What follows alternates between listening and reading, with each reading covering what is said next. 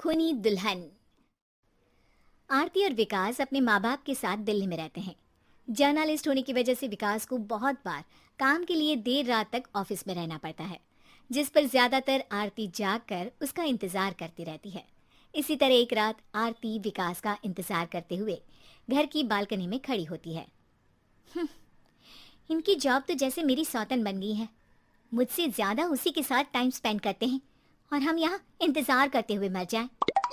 अपने आप से ये सब बोलते हुए आरती की नजर मोहल्ले के कोने वाले घर पर पड़ती है, जिसकी लाइट्स ऑन देखकर वो हैरान रह जाती है। ये इस घर की लाइट्स कैसे ऑन हो सकती है? यहाँ तो सालों से कोई नहीं रहता। वो ये सोच ही रही होती है कि तभी उसे घर की खिड़की पर औरत की परछाई के साथ लाल चुन्नी दिखाई देती है, जिसे देख आरती डर से चिल्लाने लगती है। भूत! कोने वाले घर में भूत है!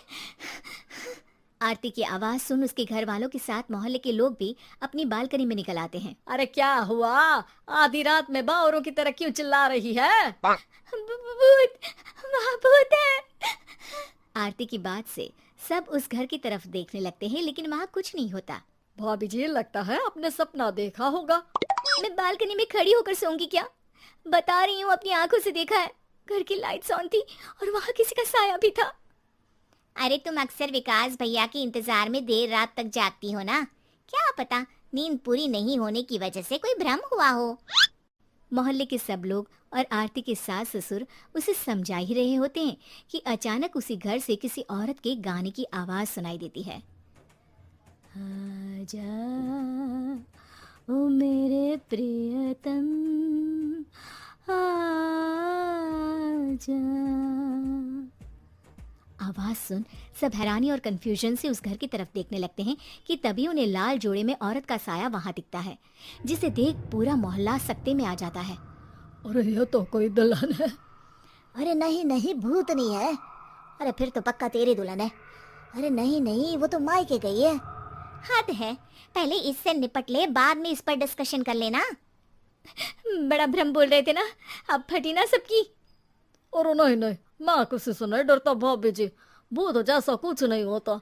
या तो इस घर के मालिक यहाँ आ गए हैं, या फिर किसी ने खाली घर देख कर कब्जा कर लिया है। हमें वहाँ जाकर देखना चाहिए। बात में लॉजिक मानकर सब बाहर इकट्ठा हो जाते हैं कि तभी विकास भी वहां पहुंच जाता है। क्या बात है? इतनी रात को पूरा मोहल्ला यहाँ कैसे? भूतिया दुल्हन की वजह से। क्या तुम्हारे अलावा भी कोई दुल्हन भूतिया हो सकती है? इस भूतनी का किस्सा निपटने दो, फिर तुम्हें अपनी भूतनी दिखाती हूँ। अब सारे लोग मिलकर विकास को पूरी बात बताते हैं, जिसे सुन वो भी उनके साथ जाने के लिए तैयार हो जाता है। जिसके बाद वो सब डरते हुए उस घर के सामने जाकर खड़े हो जाते हैं। तुम सब यहीं रुको, मैं अंदर जाता हूँ। अकेले जाओगे?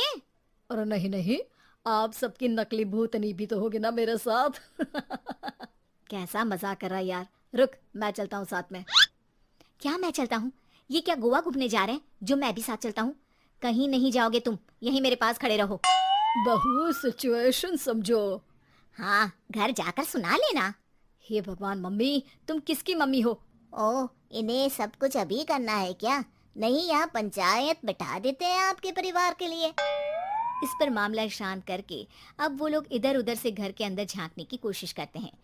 उन्हें घर के अंदर लाल जोड़ा, सिंदूर और मंगलसूत्र के साथ चारों तरफ खून बिखरा हुआ दिखता है। इसे देखकर सबकी हवाइयां उड़ जाती है। भाई ये सब क्या है? अब तो मुझे भी डर लग रहा है। आ गए मरने, अब तुम्हें मुझसे कौन बचाएगा?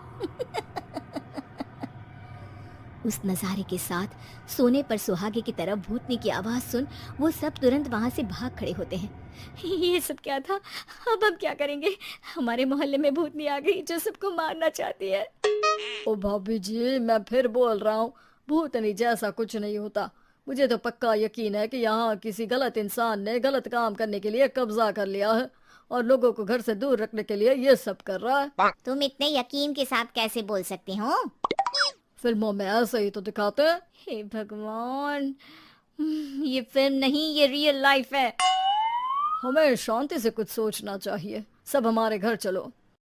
सब आरती के घर में इकट्ठा हो जाते हैं।